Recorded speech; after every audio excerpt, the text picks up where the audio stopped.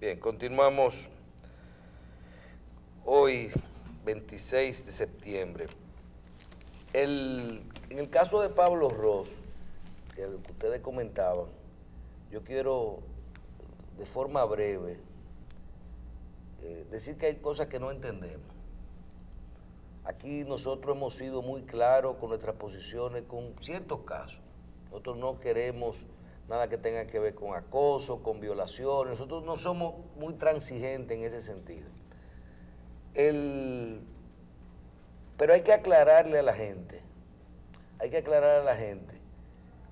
que cada cosa que haga una persona tiene un nombre. Nosotros sí hablamos mucho de la acusación inicial, parece ser que fue de violación. Y hoy hablamos ya de incesto. Parece que el término acoso solo se está utilizando para fines de temas laborales dentro de la legislatura. Y estamos manejando el tema ahora de incesto. Una persona con un menor que es su familia. No se va a hablar de violación, no se va a hablar de incesto, de violación, no se va a hablar en este caso de estupro. Solamente parece ser que tenemos el caso del incesto como familiar y con lo que provocó. Ahora, cuando veo las otras, y siempre decía, hablando un poquito del caso de Odebrecht, que un caso traía el otro, vamos a ver y vivimos lo que dijeron unas comunicadoras también de prácticas de este tipo. Porque por lo que yo vi, de lo que dijo la niña, yo no vi violación. Pero tampoco, si es una costumbre del comunicador, tampoco vi el tema en las afirmaciones y acusaciones que hicieron las dos comunicadoras. Una habló de que le mencionó a mí no me importa esto ni aquello, y la otra que le tocó algo, pero no temas de violación. Hasta ahí estamos muy bien, por lo que sigo pidiendo que para estos casos tengan cuidado, porque hoy no entiendo cómo un caso que todavía no se sabe nada, si fueron los papás, si fue los medios de comunicación, si fue como creo que quien lo originó, fueron la misma justicia. ¿Por qué se sabe tanto del caso? Yo personalmente no lo entendí. Vuelvo y repito, no llevaría a mi hija mañana con una acusación de esto a ningún sitio, porque de ahí ponen un Twitter o una información diciendo que a la hija de Michelle Jacín le pasó esto y esto con fulano de tal. Yo no lo haría. Y al otro día sale y dicen que la niña de tal edad, y al otro día se filtra un papel. No importa, el rol de los medios, aunque creo que se está exagerando, ya no hay problema con que salga todo y tírale una foto y mándamelo y todo eso. Pero, y si fueron los padres que al final provocaron dieron unas declaraciones que provocaron que el Ministerio Público ya tuviera que hablar, está mal. No puede ser, porque esa niña, yo sé que ya dice el doctor que ya nada es nada, pero esa niña tiene que volver, y más cuando dicen ahora que uno tiene que corregir, que las fotos son un montaje, la de la liposucción, la del cuerpo, la de la cosa, todo eso. Ya no sabemos qué es. Entonces vamos a darle a uno, vamos a darle la duda, y al otro, y vamos a decir lo que es. No es lo mismo un acoso que una violación, no es lo mismo, ¿verdad que no? Y no es lo mismo un incesto vamos a decir, con verbal, o que un tema lo que es ahora. Sí es bueno que se protejan a los niños. Los otros, que vaya la ley, que cumplan lo que tengan que cumplir, y sobre todo, que parece ser, algunos datos que no tenemos confirmados, que hay un grupo de gente estructurando y tratando de tomar las decisiones si salen algunos temas a la luz pública relacionados con esta misma persona. Persona que del primer día he dicho que hay que respetarle su presunción de inocencia. Su presunción de inocencia y que ya no se puede. Y que hoy estoy más preocupado con la niña, ahora. No importa si a usted le cae bien, si a usted le cae mal, si es de Danilo, si es de Leonel, no, eso no importa. Ahora, si este caso desata y una cosa trae la otra, se está hablando de más y de no, que se están estructurando denuncias importantes que tienen que ver con esta persona y con otro tipo de hechos que ya, de una acusación que no es necesariamente de acoso o de que me dijo o no me dijo. Si eso sale, fíjense cómo salió en Estados Unidos lo de locura 20 años después. Declaraciones fuertes de mujeres ya hoy de 19, de 20, de 21 años, hablando de cosas anteriores. Y ojalá que se pueda llevar estos casos a sus últimas consecuencias. Si existen, que salgan. Y la gente que salga porque total, hay un problema. La gente le tiene miedo a lo que es su reputación. Entonces yo fui proceso de esto. Vamos a garantizarle a la gente su derecho y su privacidad. ¿O es que ya no podemos manejar una información? No lo podemos hacer. Por último... Pero Michel, el caso ha sido relevante por el victimario, no por la víctima. La víctima ha sido revictimizada por la relevancia de su victimario. ¿Entiendes? Esa es la situación. Entonces, lo que tenemos que tener es pudor, los que tenemos acceso a los medios de comunicación, para proteger a esa hija que pudo haber sido la nuestra.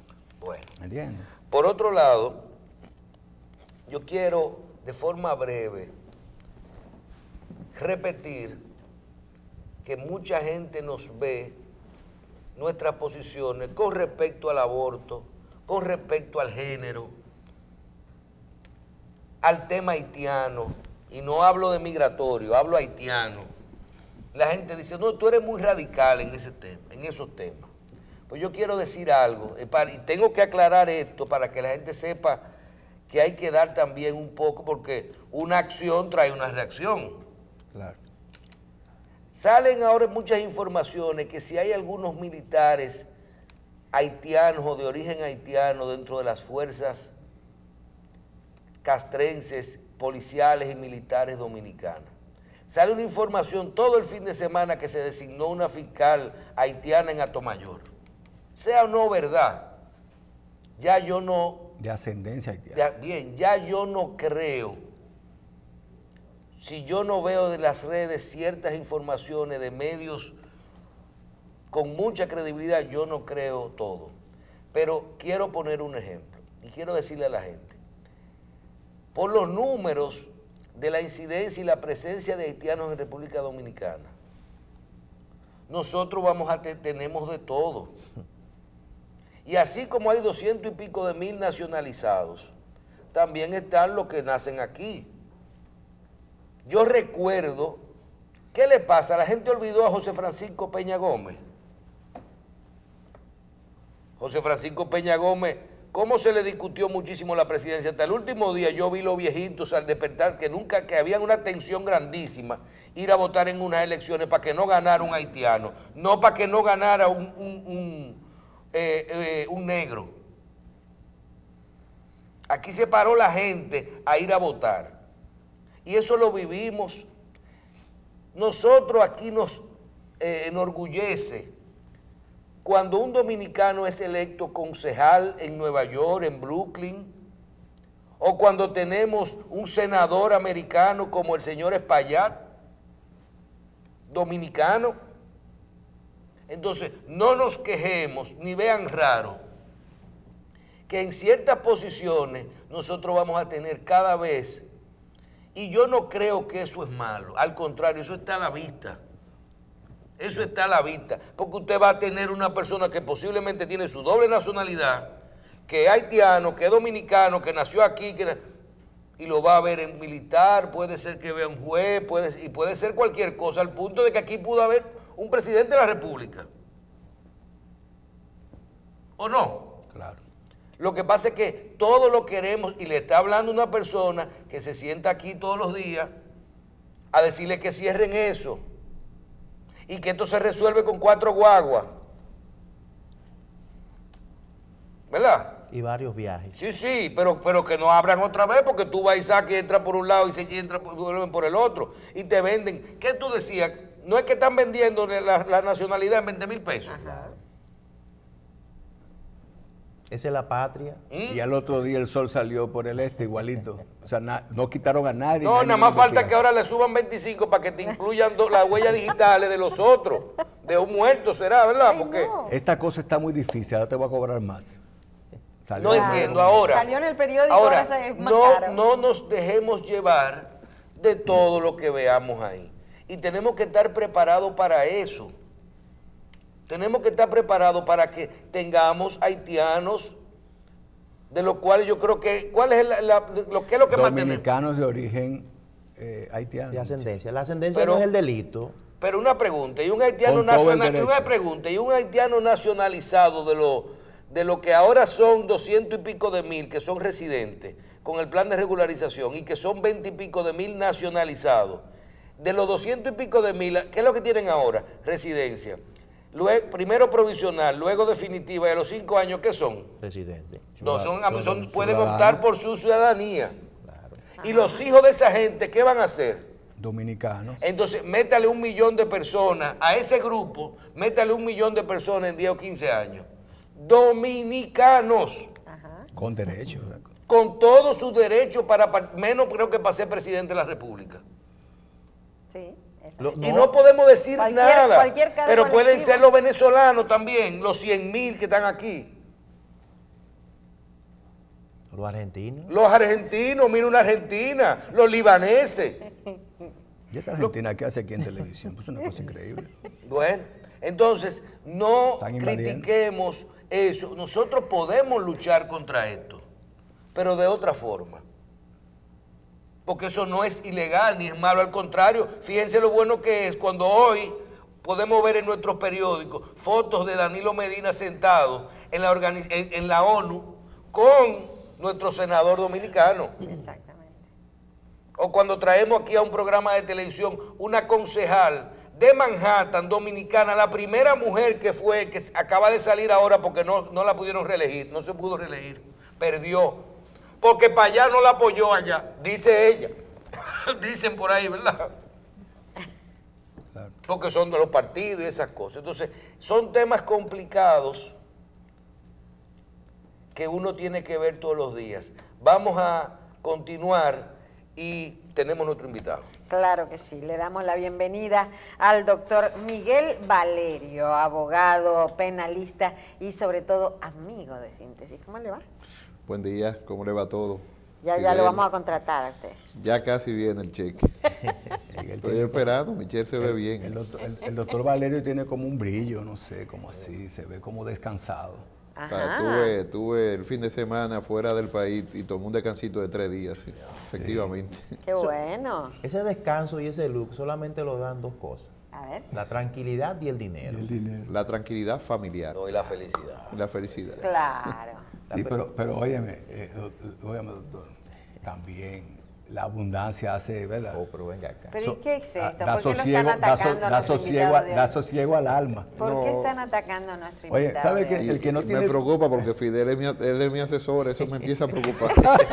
No A no ser que esté pidiendo una comisión o algo así. Algo así. Doctor, queremos aprovechar toda su sapiencia. Miguel Valerio es, para mí, uno de los mejores penalistas del país. Y es un individuo, un técnico, como decía el siempre recordado maestro Ramón Pina Acevedo y Martínez.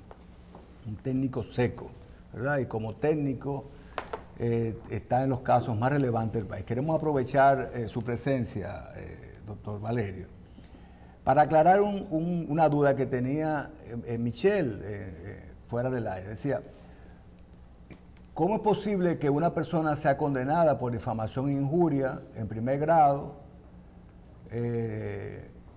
y que luego apele la decisión y salga peor, o sea, con una condena mayor de prisión y una indemnización mayor?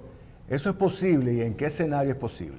Estamos hablando del caso de Faña. O fue que también el acusado el querellante también apeló la querella. Vamos a ver lo que nos explican. Mire, independientemente de lo que ocurrió en el fondo en ese caso, porque habría que ver documentos, efectivamente, técnicamente hablando, cuando hay derecho a la apelación, el derecho a la apelación no es solamente de aquella persona que resulta condenada, sino que un derecho también de la víctima en los casos. En ese sentido, el señor Peralta, creo, se sintió difamado por insinuaciones que hizo el señor Faña. Hubo una primera sentencia que decía que no vio tales difamaciones y por eso lo absuelve en lo penal, con lo cual hay una parte perdidosa del señor Peralta, y sí condena en lo civil porque entiende que hay unos daños y perjuicios.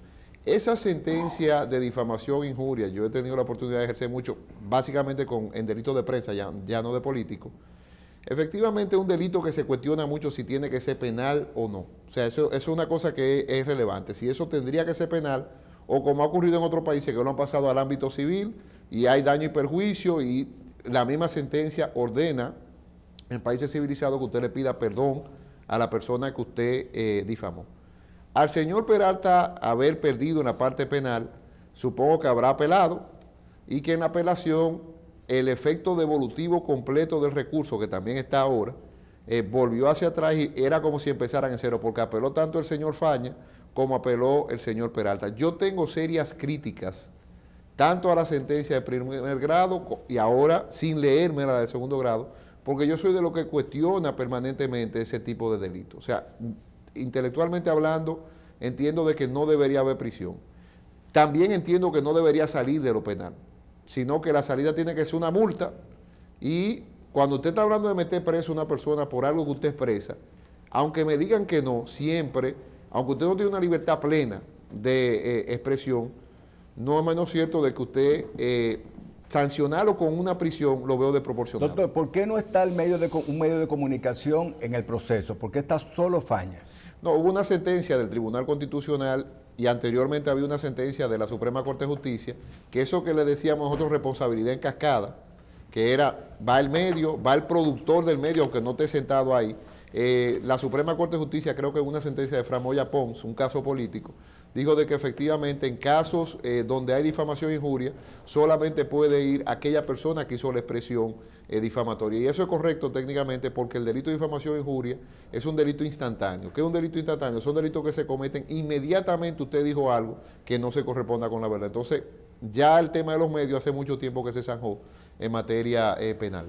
De manera que, en el caso que estamos poniendo, sí cabe la posibilidad, como de hecho aconteció, que al apelante, a la persona que está siendo procesada, en este caso el señor Faña, se le agrave la situación con la que él fue al tribunal. ¿Eso es normal, es cotidiano que se dé eso en los tribunales? Se puede dar en todos los casos, ¿no? Porque acuérdate que la apelación es para todos los casos y hay casos donde se le ha agravado la situación. Yo particularmente soy amigo personal del señor Faña, lo quiero decir, y por eso me toca el caso. No participé en ese caso porque efectivamente los casos políticos a mí no me llaman poderosamente la atención porque yo entiendo que eso tiene otros canales de distribución que no es la justicia. Yo entiendo de que él hizo una denuncia, no sé exactamente la magnitud de la denuncia. Sí vi la sentencia de primer grado porque la tomé de estudio por otro caso que estaba llevando, donde yo defendía, y efectivamente la de segundo grado no la he estudiado para poder fijar una posición, pero sí entiendo de que a nadie se le puede condenar a prisión por un tema de difamación e injuria, a nadie. Yo estoy llevando ahora el caso Martínez Pozo, que tenemos audiencia de la Corte, donde ahí dijeron que él dijo la verdad, y como quiera lo condenaron. Entonces, yo no estoy de acuerdo con pena de prisión para difamación e injuria. Como no estoy de acuerdo tampoco que hay una ley especial para periodistas ni para prensa. Yo creo que la difamación e injuria es un delito del Código Penal, y aquel que difamó, vaya inmediatamente al tribunal. La connotación mediática o no de un caso, la van a dar a figuras que están dentro del caso, Y eso, usted no lo va a impedir independientemente de que sea periodista, reportero. Pero sin embargo, en el caso del señor Faña, vuelvo y repito, el señor Peralta, la connotación pública del caso se lo da el tema político, no se lo da el caso en sí. Entonces, esas prisiones por difamación e injuria, ni intelectualmente la comparto, y creo que el bien jurídico protegido del honor estaría perfectamente zanjado con una multa. Una multa que tampoco entiendo debería ser elevada. Porque antes uno tenía que, por ejemplo, yo recuerdo que nosotros teníamos en los periódicos, tú tenías que poner la excusa en el mismo periódico, en la misma página, en el mismo y en el mismo tamaño de la publicación. La retractación es una figura que existe actualmente. Creo que una salida alterna. Creo que las sentencias sí podrían decir, a usted yo le ordeno que publique en un medio de comunicación esta situación, lo puede hacer como una reparación a la víctima, un derecho propio de reparación de víctima. Y sobre todo si fue verbal. Claro, pero mira, Michelle, una cosa es la teoría y otra la práctica. Ahí está Fidel y Leo, y te pueden explicar de que los abogados somos magos, de cuando una gente se quiere retractar. Vamos a buscar una redacción que tú no te sientas inconforme con lo que tú dijiste. O sea, claro, ese derecho a la retractación que está en la ley. Así le buscan unos términos. Exacto, se buscan unos términos, no se cumple a cabalidad. Yo quiero aprovechar, Miguel, para lo siguiente. Pero esa es la práctica. Yo estoy una cosa es la teoría, otra cosa es la práctica. Yo puedo estar de acuerdo, y hasta luce más simpático esa posición que la que yo voy a enarbolar, con que se despenalice la difamación, injuria y sobre todo el delito de prensa. Pero no puedo... O sea, es simpático, pero no puedo estar de acuerdo 100% con la posición de la despenalización por el siguiente motivo. Aquel que tiene un medio de comunicación, sea radial, sea televisivo, adquiere un derecho al uso de una frecuencia, pero adquiere una responsabilidad en el caso de los medios audiovisuales, en el caso de los periódicos también, adquiere una responsabilidad, que es la protección a la intimidad del resto de la población que no posee ese mismo instrumento.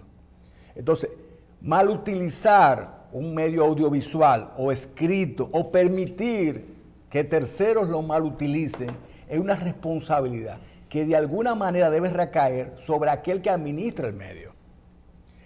Que sea penal no lo veo. Porque en este momento, usted está ahí hablando sin ningún tipo de persona que lo controle, o el doctor está ahí y viene el doctor y dice dos cosas, y al que es dueño del medio no puede ser culpable de lo que usted tiene ahí. Yo llevé un caso. Por eso no es absoluto, es relativo. Yo llevé un caso.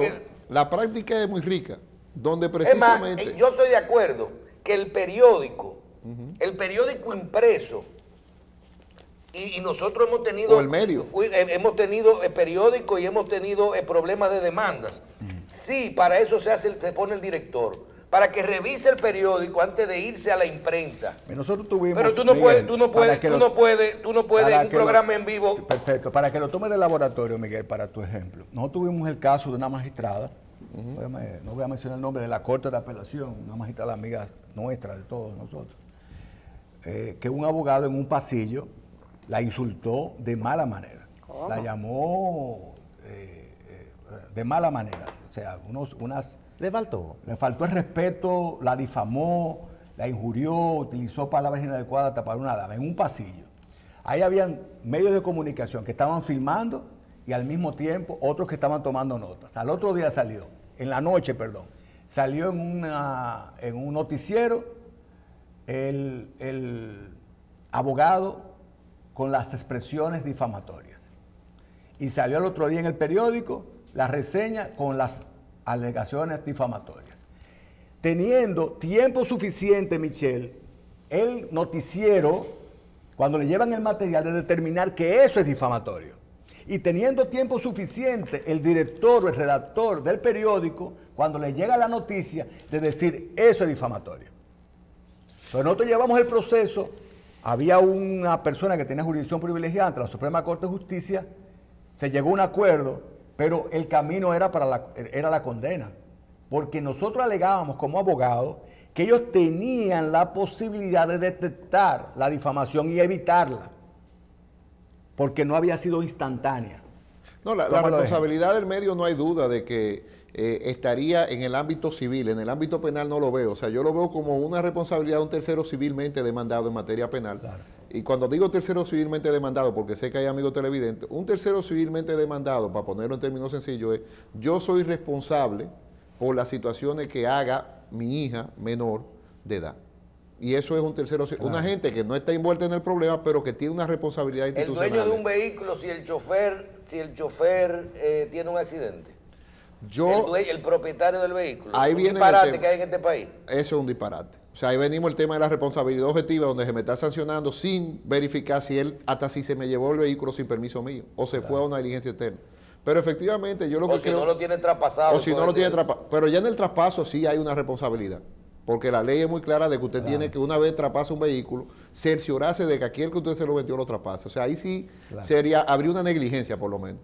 Pero al final de cuentas, cuando hablamos de tema de medio, eso que usted dice, el derecho a retractación, eso que usted dice, el derecho de la fuente, eso que usted dice, el derecho que tiene la persona que va a ser difamada a que el periodista escarbe y busque la verdad, son situaciones que en derecho dominicano están muy desarrolladas, porque no es que no están desarrolladas, pero efectivamente, yo vuelvo y repito, de que no es que estoy diciendo que despenalice, pues yo creo que el honor no puede ser un tema meramente civil. O sea, usted no puede salir todos los días a hablar sobre una persona. Claro. Pero sí, no creo, lo veo muy desproporcionado ponerle prisión a una gente por esa situación. Doctor, en el caso del comunicador, son temas obligados, que el comunicador Pablo Rosso, vamos a llamarlo por su nombre porque es una figura pública. ¿Por qué vimos en la reseña de que no hay un estupro? Vamos a hablar en términos más llanos, como usted dice. Una violación. Una violación, un estupro, que decía el Código Penal, el antiguo Código Penal, el ayuntamiento carnal, normal e ilícito. Normal es la penetración del miembro masculino por la vagina de la mujer, ¿verdad? Contra su voluntad. O contra natura podría ser, o sea, por otra vía.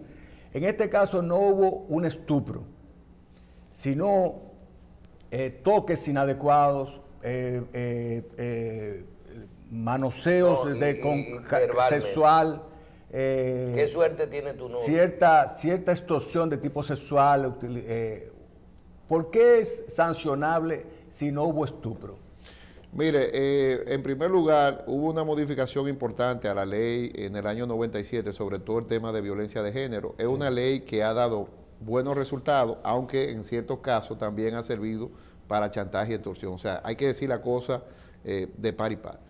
En el caso del incesto, que fuera el caso, el Código Penal, cuando habla de esa infracción, no habla de penetración.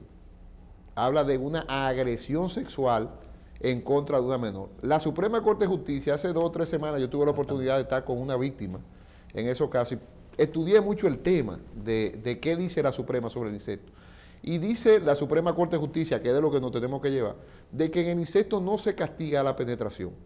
En el incesto se castiga la lealtad y fidelidad, la relación que tiene que haber de confianza entre, en este caso, obviamente, una menor en dependencia y un mayor de edad. O sea que el castigo sería el mismo. Exacto, son 20 años. Y no admite ese delito ni atenuante ni agravante, obviamente. ¿Cuánto es la sanción? 20 años, porque dice que es reclusión. Y la Suprema, había una discusión también muy interesante técnica, de que aquí hay 2 tipos de reclusiones, porque esto es un desorden penológico que hay. Está la reclusión mayor y la reclusión menor. La reclusión mayor es de 3 a 20 años y la reclusión menor es de 2 a 5 años. Como el texto no decía qué era, le tocó a la Suprema interpretarlo y dijo, no, es que esto viola el sistema de familia, el sistema de lealtad que tiene que haber en una familia.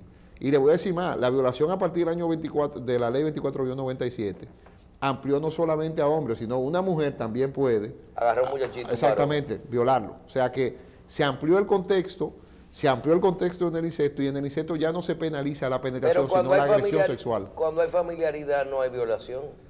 Pero hay peor, hay violación de la confianza, dice la Suprema. Y una cosa, doctor, más si es menor de edad. Establezcanos la diferencia entre esto. No hablemos de acoso.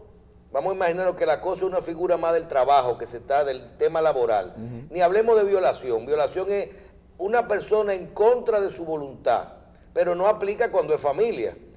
Háblenos de 2 casos. Una persona que llevan una relación, un hombre de 25 años con una de 30 años con una niña de 16 años, de 15 años.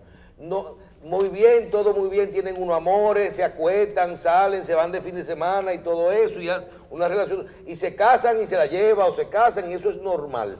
Eso pasa aquí 100 veces todos los días.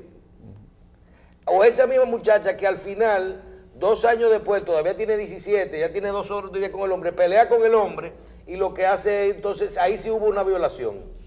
Mira, ahí sí hay problema, pero no había problema antes mientras la relación estaba bien, y no hay violación, ella no hizo nada en contra de su voluntad. Siempre la hubo. Explique, doctor. No, hay un tema ahí de la minoridad de edad. O sea, el legislador dominicano optó de que a partir de los 18 años hay forma de ver la minoridad. En el caso de Estados Unidos se te hace una evaluación psicológica y si tú piensas como mayor de edad, tú eres mayor de edad a los fines de la ley, aún siendo víctima. Pero aquí no, aquí el legislador estableció menos de 18 años, el parámetro es de que efectivamente hay un tema de consentimiento. El consentimiento siempre estaría viciado. ¿Cuál es la propuesta que yo he hecho? Porque yo tuve un caso similar y fue un diputado, incluso me voy a reservar el nombre porque hace mucho tiempo. Claro. Yo ahí era defensa. Era una relación normal, inclusive consentida por los padres. Consentida con los padres. O sea, que no era ilegal. No, hubo un problema de que se dieron cuenta que el diputado estaba de juguetón por ahí con otra persona y viene la querella. Hay una figura jurídica que se llama la adecuación social en el tipo. ¿Qué es adecuación social en el tipo? Con una actividad que es lo que usted dice, que es normal aquí, que una gente de 25, de 30, tenga amores con una de 16, 17 años consentida, se hace muy difícil ver el tema del consentimiento, más si de una duración de larga data. En aquel entonces yo alegaba que ya la persona cuando se quejó tenía la mayoría de edad, con lo cual a partir de ahí sí, doctor, pero el hecho de que los padres consientan no implica un consentimiento del menor, porque lo que se pone en cuestionamiento es la capacidad del menor, siendo menor, para tomar una decisión de esa naturaleza. No, pero ahí es que voy. El tema de qué dijo el legislador. O sea, yo no puedo decir lo que la ley... Yo puedo estar a favor o en contra de lo que diga una ley. Ahora, hay casos y casos también. O sea, sobre 16 años, aquí hay mayoría de edad en una materia, claro, que es la materia laboral. Claro. Está ahí. Hoy el matrimonio. El padre puede, a partir de 16 años, puede consentir para que se case. Entonces, el tema de la minoría de edad en sociedades avanzadas, Fidel, se reduce. Eso no quiere decir que va a haber un matadero de jovencitas, porque aquí una de las cosas que uno ve, muchos hombres darse el lujo de decir, no, yo tengo una de 15 y 6 años. O sea, lo dicen, porque eso es culturalmente así. Ahora, de que hay casos y casos. Pero también tenemos una sociedad donde las niñas de 12 años son el mayor, de 12 a 18 años, son el mayor número de embarazos que van a nuestros hospitales. Pero eso lo vemos a diario. Pero ahí hay un tema de educación sexual no legal. Volviendo al tema Ross, a mí sí me preocupa, o me preocupó, porque trabajé durante 3 años en el CONANI y puedo hablar con conocimiento de causa, que la Procuraduría, mediante un comunicado, diga que el señor Ross está preso por un tema de acoso, de violación, no importa por lo que sea. En su casa. Porque esta es una sociedad de 5 calles, donde dicen quién es la esposa, quién es la hija. Que el señor Ross, si lo hizo, merece la sanción más grave. Eso está fuera. Son de los pocos delitos que no voy de defensa y veo un elemento, uno solo. Yo trabajé en la instauración de la Cámara Gesell en el país.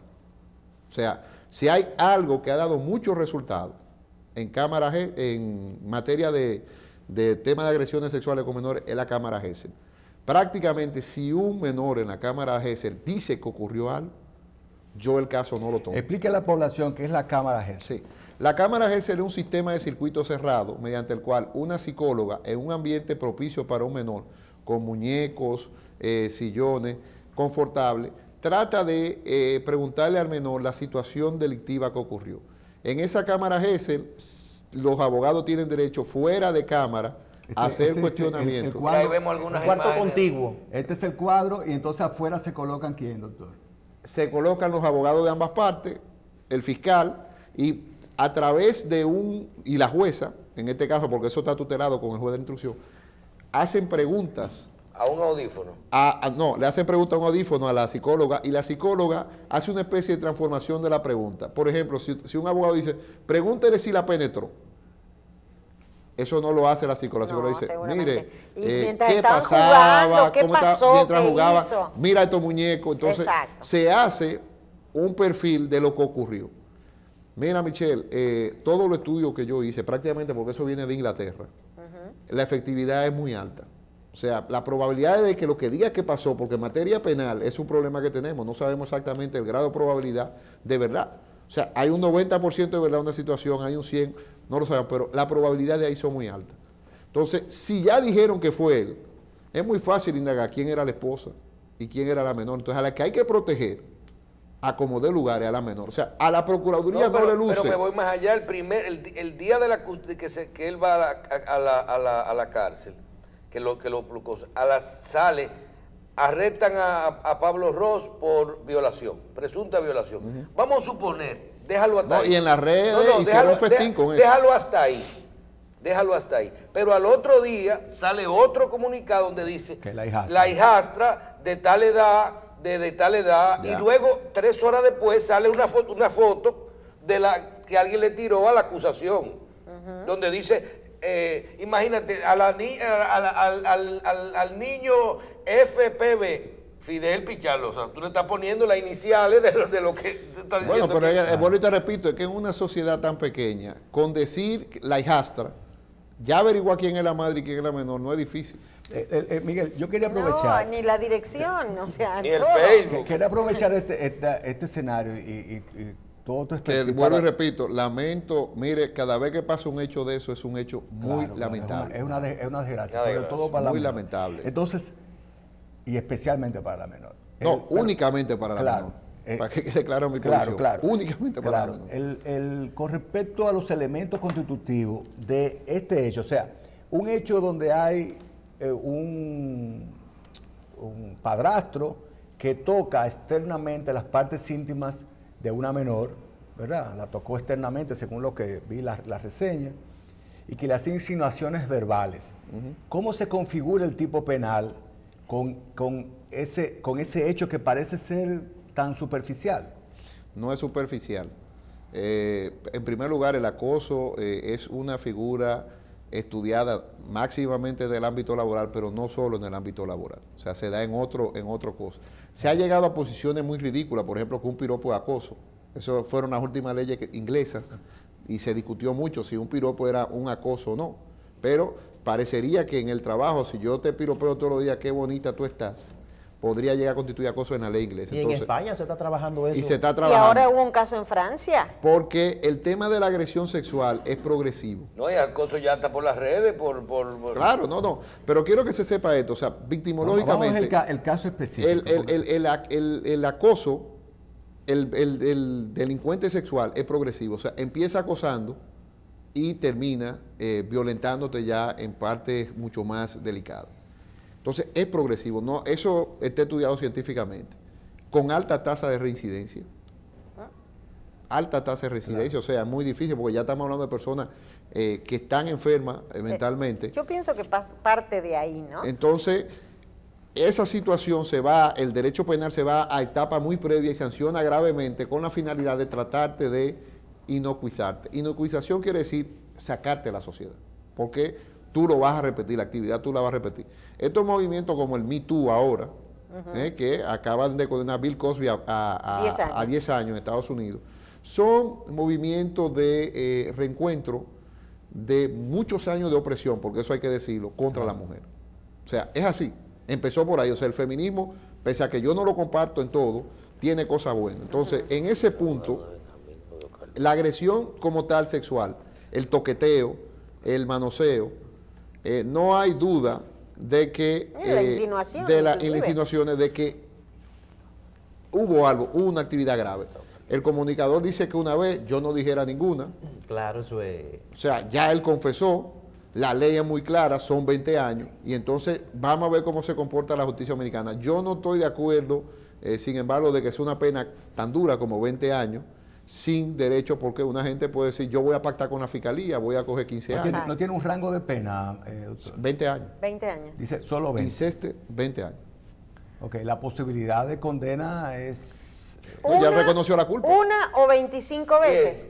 El señor Ross reconoció la Él culpa. dijo que había habido un acercamiento. Un acercamiento y que él se indebido. arrepentía de eso. Inadecuado. Inadecuado. Eso fue el abogado de él. Bueno, sea el abogado, sea él, ya yo no lo sé porque, de hecho, una de las cosas más raras, Michelle, es que este tipo de audiencias tienen que ser secretas. Sin nadie Pero es lo adentro. que Pero se sabe hasta lo que la muchacha dijo en la cámara. Gesell. Entonces, esos son violaciones al proceso que habrá que ver qué Necesariamente. determinan los Exacto. jueces. Y si se ensucia el proceso, puede quedar nulo. Es que, mire, yo he defendido en 20 años de graduado todas las infracciones. O sea, yo soy una gente que ha ejercido a fondo. La gente no sabe lo delicado que es un proceso penal. Y por eso se hablan tantas tonterías. O sea, yo vi el día que acusaron al señor Ross, miles de personas haciendo vendetta política y vendetta a otro tipo en las redes sociales. Vi amigos del señor Ross diciendo esa amistad.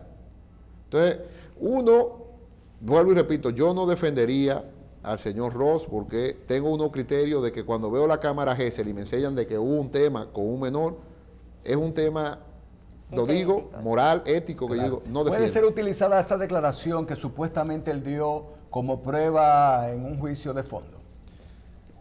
No, porque se estaría violando la autoincriminación. Hay que probarle, pero si ya la cámara Gesell dijo eso, lo que yo digo es que el trauma de la victimización secundaria de la menor, y ahora hay un libro muy bueno que se llama La pasión mala del derecho penal de Jesús María Silva Sánchez, donde habla de que el delito es dolor. Y de que el sistema penitenciario ha fracasado. Y es verdad, o sea, y en ese tipo de delitos mucho más, porque esos son reincidentes a cabalidad. Entonces, ¿qué es más doloroso? Que la menor vaya, que la familia de la menor sepa que un día hay audiencia o que ese señor se declare culpable y le impongan su pena y se acabó el problema. Entonces, el sistema tiene que racionalizarse y pedir excusa. Una cosa, yo sé que tú querías hacer una pregunta, pero la tenía en la punta de la lengua. Él puede, en un momento determinado, cuando las aguas se asienten, tanto la madre como el padre, o a insistencia de la misma menor revictimizada por la sociedad, por ese estigma que ella misma está sufriendo, que es lo más Ya es lo más gravoso. gravoso. Puede en un momento determinado atenuar la situación, retirarse, no acusar, no presentarse, llegar a acuerdos. No, son de las infracciones y los protocolos de la Fiscalía son así y tienen una finalidad.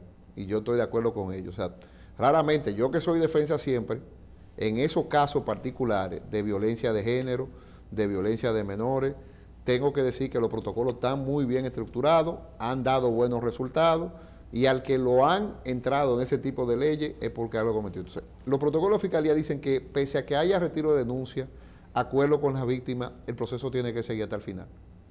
O sea, el único que absuelve en materia penal a un infractor es el juez. Número uno. Número dos, los protocolos de Fiscalía sí hablan Ahí no hay acuerdo, ni No. hay delación, ¿cómo se llama aquí la delación premiada? Acuerdo de oportunidad. Sí, puede llegar a criterio de oportunidad y Criterio de cosas de esas. oportunidad. Una gente que esté viendo que eso está ocurriendo y denuncia, pero lo que pasa es que eso se da generalmente en el seno del hogar. Son situaciones donde la madre también es víctima. Usted puede estar seguro que la mamá de la menor era victimizada. Yo tuve un caso no hace mucho donde prácticamente se llegó a los mismos términos, pero la menor habla después que se va el agresor. Y eso es bueno denunciarlo, porque aquí hay gente que se junta con hombre, mete hombre en su casa, o mete mujer en su casa y no sabe lo que se está poniendo. Así es. Claro. ¿Cómo después que se va el agresor? Sí, una vez que se salió, Terminó la relación. terminó la relación, hubo la denuncia Sí. de la menor, porque estaba coaccionada. Es que lo que dice Fidel de la coacción es muy grave. Claro. Y eso hay que Claro. decirlo, mire, yo lo digo para que se coja de ejemplo. Las víctimas en materia de agresión sexual, menores de edad, no, la ley no puede tener contemplación. Por eso es que en el caso del interrogatorio sale que la niña dice, porque eso es lo que ella dice, ¿verdad? Que él conocía a un dato sobre algo que ella hizo con el novio y que era lo que él le decía que era el secreto para, eso es lo que sale en el interrogatorio. ¿Cómo Es que la hay- coaccionaba? Sí, ve, Ahí la gente está. que le apoyaron a ella supuestamente a hablar es el novio y su papá. Entonces, porque parece que él se dio cuenta de algo que ella hizo con el novio. Mira, es que la ley habla de coacciones psicológicas, de sorpresa, de engaño. La ley es muy amplia. Entonces, en ese caso de que hay una coacción, y si la Cámara Gesell habló, es muy difícil, es una prueba prácticamente concluyente. Doctor, ¿cómo poner en la balanza el principio de justicia que nosotros queremos que se haga justicia en este caso o la revictimización o victimización de esta víctima? Usted decía ahorita que la más perjudicada sería la menor. Definitivamente. Entonces, ¿cómo escoger, cómo establecer ese balance? ¿Qué queremos, justicia o realmente no revictimizar más el caso? No, mire, esos son de los conceptos más difíciles de rendirlo en materia judicial, porque ahí se dan dos derechos. Hay un derecho superior del niño, que así es que la ley lo establece, claro, y un derecho a la presunción de inocencia y a un debido proceso. Básicamente de eso que se trata. Ahora, en pro del interés superior del niño, las garantías, que es lo que usted está diciendo, se flexibilizan mucho. Y efectivamente los procesos prácticamente están concebidos para que una vez que la prueba está concluyente, se proceda a una condena. O sea, básicamente en ese tipo de procesos se va más al interés superior del niño que a la cosa. Si en el interés superior del niño yo fuera partícipe mucho de que aquellos que se declararan culpables tuvieran una especie de atenuación y evitaran el proceso, claro, porque el proceso vuelve otra vez a victimizar secundariamente a la familia. Eso está estudiado. O sea, hay secuela, mire, psicológica, grande. El trauma psicológico se adentra cuando la madre va al tribunal, cuando los hermanos de la menor escuchan que hay audiencia. Imagínense el trauma de contarle eso luego a la niña y comentarle lo que pasó, cuando pasa, claro, lo que pasa, y tener que ir a declarar. Por eso usted ha visto muchas denuncias de muchos años después, o sea, 15, 20 años. Doctor, tuvimos un caso reciente hace 3, 4, 5 meses con un funcionario del gobierno, creo que un ex ministro, viceministro de Relaciones Exteriores, donde también se le involucró un caso parecido, pero la sanción, o no la sanción, sino el tratamiento judicial fue distinto. E incluso en aquel caso, la madre también está sometida a una medida. ¿Cuál es la diferencia y por qué, si estamos hablando de casos similares, no tiene el mismo tratamiento? Aquel caso 1 año de prisión y ahora 3 meses de prisión. No, pues mira, el tema de la prisión preventiva, 3 meses, 1 año, no da mucha información, porque sabe que la prisión preventiva es prorrogable. Número 1. Y la prisión preventiva lo que quiere asegurar que el imputado esté presente en los procesos. Claro, ahí hay un tema de gravedad que va a complicar el tema. Sobre el tema de someter a la madre, yo la sometiera si la madre agarrara la menor.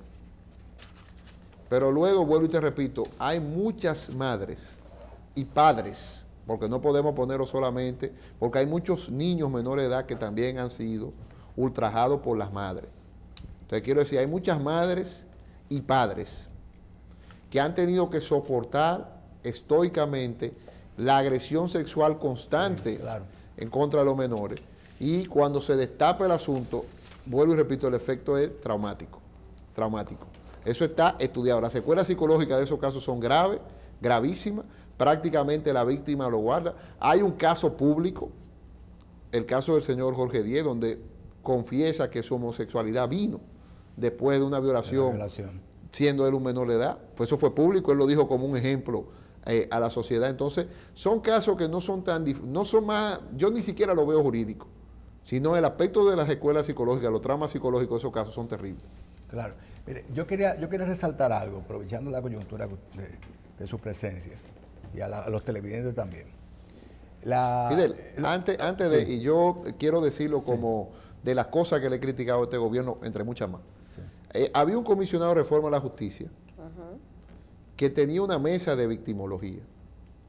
Una mesa de victimología que yo tuve la oportunidad de coordinarla por 7, 8 años y ganaba la suculenta suma de 20,000 pesos. Que eso ustedes saben muy bien que yo gasolina. Soy árabe, 20,000 pesos era mi sueldo. Y por eso yo digo que esos casos a mí me tocan muy. Esa mesa coordinaba con la policía, con la gente de la Cámara Gesell, con la justicia, porque se hablaba con los jueces de menores, con el Ministerio Público, con Salud Pública, los protocolos de cuando hay problemas de eso. y esa mesa se perdió. O sea, un trabajo de 4 o 5 años que dio cosas tan interesantes como lograr compartir la ley de la Cámara GESE, ve derechos de víctimas, se perdió. O sea, un esfuerzo que el Estado hizo durante años, inclusive empezó creo que en el año 96, se perdió y ese esfuerzo no se sabe dónde está. Y mire ahí los frutos de ese tipo de cosas. O sea, la Cámara GESE yo la conozco bien porque tuve la oportunidad de trabajar cuerpo a cuerpo cuando la instalaron. Miguel, yo quiero resaltar algo, excelente lo que acabas de decir. Y es lo siguiente. Inmediatamente ocurrieron estos hechos. Vamos a seguir con este caso, pero no por Pablo Ross, ni por el caso específicamente, sino No, por al señor Ross, yo creo que la sociedad lo condenó. Sí. Y que él mismo con su declaración está condenado. Claro, es por pero yo quiero utilizar tu presencia para el efecto persuasivo del caso. O sea, que la sociedad sepa que ese tipo de hecho es un hecho punible, es un hecho grave, muy grave. Muy grave. Y que sucede consuetudinariamente en República Dominicana, pero está mal. O sea, que sirva este caso. No, espérate. Una cosa es que tú no vivas con la menor, que tú no tengas ninguna relación sobre 16 años, y otra cosa muy diferente es que tú seas el padre de ella y que esté en la casa. Claro. O sea, el hecho es grave, ahí no hay excusa. Hay agravantes. Gravísimo. Pero también que la población, los hombres sepamos, esos famosos tíos postizos que llegan a las casas, los amigos, los relacionados. Y esas amigas y tías postizas. Exacto. No hagamos de esto de un solo lado. Pero quiero vamos resaltar a poner este la paz. aspecto para que... Te lo digo, Fidel, porque yo hace mucho tiempo sometí por mandato de mi cliente a una señora que abusaba de un menor. Sí, pero es una teoría porque yo le voy a decir una cosa. Un Cuando caso uno era excepcional. muchacho, a la mente decía, y fulano, en el colegio, en tercero y cuarto bachiller, tiene amores con una de la universidad. Sí, pero este tenía... Era un pero en este caso, macho, ¿verdad? en este caso tenía 11 está años. tirando una viejita. Pero es una cultura machista. Es una cultura machista. Pero es muy no puede negar. dominicana eso, ¿eh? Pero Sí, quería decir lo siguiente. son los tiempos. La ley es la ley. Al otro día salieron unas fotos de la que era supuestamente la menor, que ahora, en el día de hoy, me acaban de aclarar por las redes y demás, uno no sabe qué creer con todo lo falso que sale en las redes, de que esas fotos iniciales de una jovencita aparentemente igualmente menor de edad, pero como si tuvieran algún tipo de operaciones o estéticas, ¿verdad? Y demás. En este caso ya se ha aclarado que esas fotos no correspondían, esa foto de una adolescente exuberante, con grandes senos, con operaciones. Hay otra víctima ya Exacto, claro, del tema. que ni siquiera era esa la niña, sino que era una niña de la iglesia, etcétera, etcétera. Pero independientemente, y ahí es lo que quiero aportarlo y que tú lo comentes, independientemente de que fuera una niña de 14, 15, 16 años, exuberante o no, con vestidos provocativos o no, independientemente de eso, de todos modos, no es excusable el hecho punible cometido por este señor. ¿Cuál es tu comentario al respecto? ¿Puede alegarse provocación por parte de la víctima? No, jamás. Siendo menor de edad. Jamás. Es que vuelvo y te repito, es que el deber, que así es que se le llama en derecho penal, el deber de garante que tú tienes ahí, es ante una conducta de la menor, es prácticamente denunciarla con la mamá y decirle, yo hasta me salgo de aquí. Claro. Porque estamos hablando de menor edad, o sea, todo el mundo sabe lo que son 13, 14, 15, 16 años. Claro, una lo niña. sabe. O sea, lo sabe muy bien, también no hagamos aquí lo que no lo sabemos. Entonces, ante esa actitud, aunque la menor se le lanzara, el deber de él era rechazarla y denunciarla, ese era su deber, porque él es padre. Aunque la menor se le lance, Sí. esa es la ley, la gente Sí, tiene que saberlo. No, y vuelvo y te repito, es más todavía, la Suprema Corte de Justicia tiene una jurisprudencia muy rica en eso. Y es que estamos en una sociedad donde el divorcio es algo normal. Es normal, o sea, ya el que diga que el divorcio no es algo normal, 70%. 70%, entonces es muy normal, y el derecho sí tiene que regular esa situación, de que una persona en su vida activa de adulto tenga varias parejas, sea hombre o mujer. Porque es normal, esa es la vida Y actual. va a encontrar hijos en esas casas. Claro, y va a encontrar hijos. Entonces, el comportamiento adecuado es, ante una situación así, yo no acepto esta situación Rechazo y denuncia. y denuncia. Claro. Sí se han dado casos de gente, porque es un problema grave que han utilizado ese tema para extorsionar, o cuando ve que la pareja se va de la casa también ponen una denuncia, porque instrumentalizan a su hijo, que es una barbaridad también. Entonces, hay de lado y lado. Miguel, el Consejo Nacional de la Magistratura se reunirá prontamente.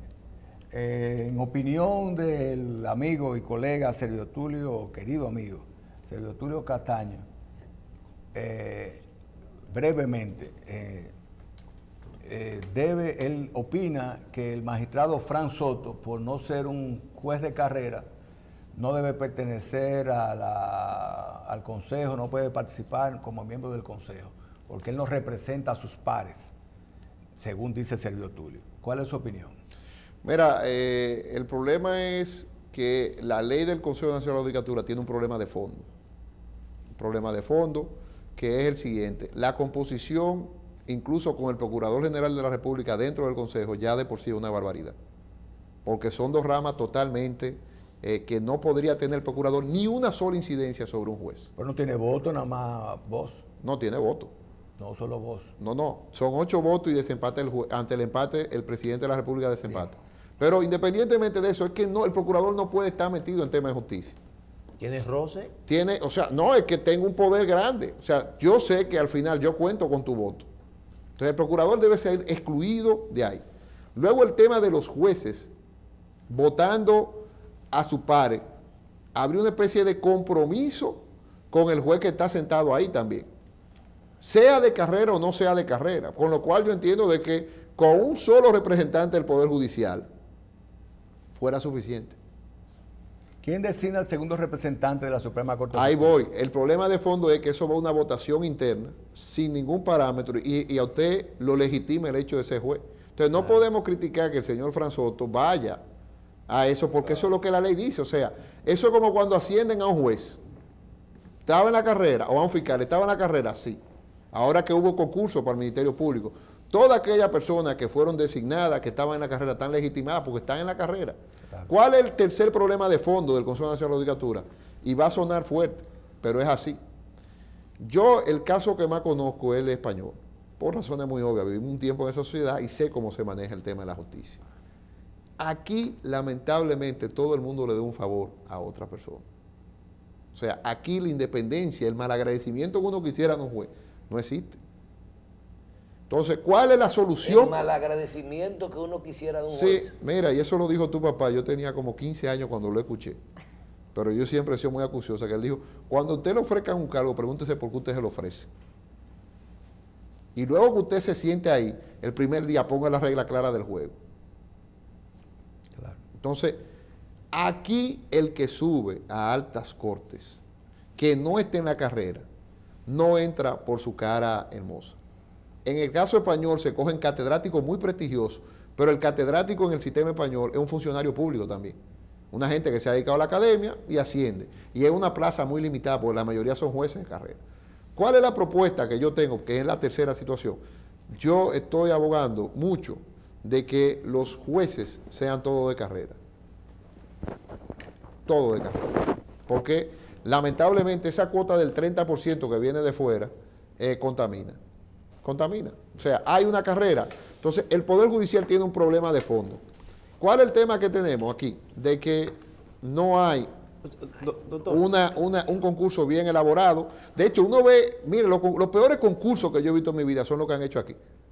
Preguntándole a una gente qué es el derecho penal o qué es el derecho constitucional. Claro. Cuando hay una violación de un derecho fundamental, en vez de decirle, mire, ¿qué usted opina del matrimonio del mismo sexo? ¿Qué usted opina del aborto? Porque se supone que si usted fue ahí a participar y ya usted lo depuraron y le pregunta tontería jurídica, claro, no deja legitimar el proceso, porque quienes tenemos que legitimar ese proceso es la sociedad. Es hasta un irrespeto muchas veces preguntarle a un magistrado. Peor todavía, mira, yo conozco, y me voy a reservar el nombre, el juez más preparado, o de lo más preparado en materia penal, fue descalificado por una pregunta de mala fe hecha por el presidente Subero Isa.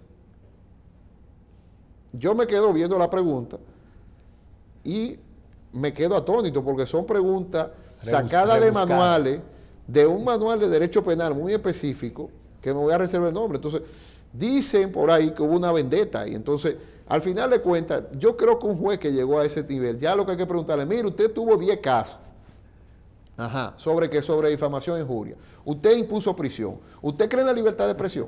Entonces, es el tipo de pregunta que yo quiero ver. ¿Sabe qué me estoy riendo? De que nuestro querido amigo Radamés Jiménez, siendo procurador, Sí. parece se buscó una pregunta en un diccionario 2 minutos antes de hacerla para hacérsela a Justiniano Montero, con la mala suerte de que Justiniano se la sabía. Claro, pero es lo que te digo, o sea, usted no puede ir a esos foros a hablar de temas jurídicos, porque Claro. yo creo que eso no, si usted llegó, tiene la bala. Claro, ¿qué usted opina, Miguel? Finalmente, no sé, Leo, yo quería hablarle del Ministerio Público, Miguel, de la designación de No podemos hablar la perfectamente. sustitución de, la salida Dale, de Jenny dale, Berenice dale. y de Miranda Villalona. Dale, Y Mira. su ascenso al procurador de la Corte. Lo he dicho en varios programas, creo que la magistrada Jenny Berenice debió participar en el concurso. Esa es mi posición muy particular. Creo que la persona que designaron es muy capacitada, Rosalba Ramos, o sea, yo he visto su trabajo, lo he visto en 3 ocasiones. Uno como profesor de escuela del Ministerio Público, una muchacha muy talentosa, joven, talentosa. Ya el otro día alguien me dijo que yo tengo 43 años, que empiece a ponerme en lo que tengo mucha edad, pero es que han sido muchos años ejerciendo, entonces la gente confunde una cosa con la otra. Pero vi su desempeño en la escuela del Ministerio Público, una gente capacitada. Después fue abogada litigante todo el tiempo en el Distrito Nacional, vi su desempeño muy bueno. Y en la provincia, Santo Domingo, tuve la oportunidad de Santo Domingo Este, de cuando se estaba formando como profesor de escuela del Ministerio Público, invitado a dar los lineamientos de la política criminal, y vi que uno era una persona que tenía unas intenciones muy buenas. Vamos a darle la oportunidad. Yo creo que el cargo no lo hace la persona. Y se está entrenando ahí con Claro un que no. caso Claro. de medio como este. Los casos que estaba llevando la magistrada Jenny Berenice Pasan a ella. pasan a ella. Pero es que lo que tiene que pasar, porque es que el cargo no lo hace la persona.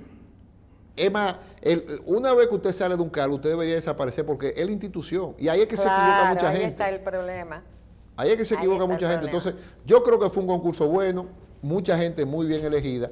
Vamos a esperar ahora el desempeño en sus funciones, porque ahí es que yo nunca evalúo al inicio, yo evalúo al final. Si usted me pone a evaluar la gestión de la magistrada Jenny Berenice, lo he expresado, muy excelente. Doctor. Excelente, porque una persona íntegra, eso ayuda mucho. Claro. No coge línea, fue malagradecida con quien lo puso, eso ayuda el doble. Exacto. Y fíjese usted, mucha gente lo criticaron, pero raramente todos los adversarios de ella, entre los que yo me encuentro, tal vez de los principales adversarios de ella, de los principales críticos de su gestión, siempre dije, le critico que usted es muy dura, pero nunca Nunca toqué que haga mala práctica. el tema de la integridad. Su sino- integridad y su responsabilidad Incuestionable, está fuera entonces, de toda duda. Vamos a esperar a ver qué pasa con este nuevo Ministerio Público. Tenemos 4 años para evaluarla. Vamos a esperar qué pasa con la gestión de la Procuraduría. La Procuraduría sí, yo sigo con mi teoría de que el Procurador sea un cargo político Claro.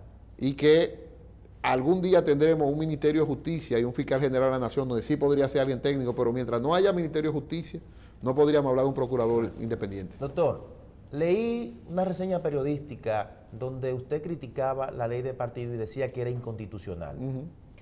¿No estamos siendo injustos o no tenemos confianza en el sistema? ¿O es realmente inconstitucional la ley de partido? No, mire, aquí hay un debate interesante. Primero, hay 2 teorías. Una que dice que puede ser inconstitucional la parte de la ley y otra que dice que la ley puede ser inconstitucional completa. Sobre ese tema, yo creo mucho, y ahí sí lo tengo que decir, esa parte no la pusieron, de que efectivamente la parte de una ley que son inconstitucionales son las que se tienen que sacar del sistema. O sea, esa es mi teoría. Ahora, cuando la ley es mala entera, como ese caso, completamente mala, y tiene tanto vicio de inconstitucionalidad, creo que van a tenerla que mandar. Por ejemplo, dicen que va a haber primaria, abierta o cerrada, pero que lo tienen que decir las cúpulas de los partidos. Luego los militantes ahí, que son los que van a votar en la primaria interna, no tienen ningún derecho. Y eso fue para solucionarle un problema al PLD, que el PLD, o sea, el PLD tiene tela, Pero van a venir los reglamentos y van a definir eso, que no tenemos confianza. No, es que espérate, que el reglamento no puede coartar los derechos que dice la ley. Si la ley dijo que era la cúpula, es la cúpula. En segundo lugar, lo más grave de esa ley es que si yo tengo algo negativo de una persona, yo no lo puedo expresar. Y soy condenado penalmente por eso. Entonces, yo digo que esa ley tiene tantos particularidades e inconstitucionalidades que debería ser derogada completa. Vamos a ver qué y dice empezar el de cero. Tribunal Constitucional. Doctor, muchísimas gracias. Gracias a ustedes por la invitación otra vez. Como siempre, Una siempre, estrella. gracias y esa claridad que lo caracteriza. Bueno, usted es una estrella. Bueno, gracias a doctor. ustedes, muy amable.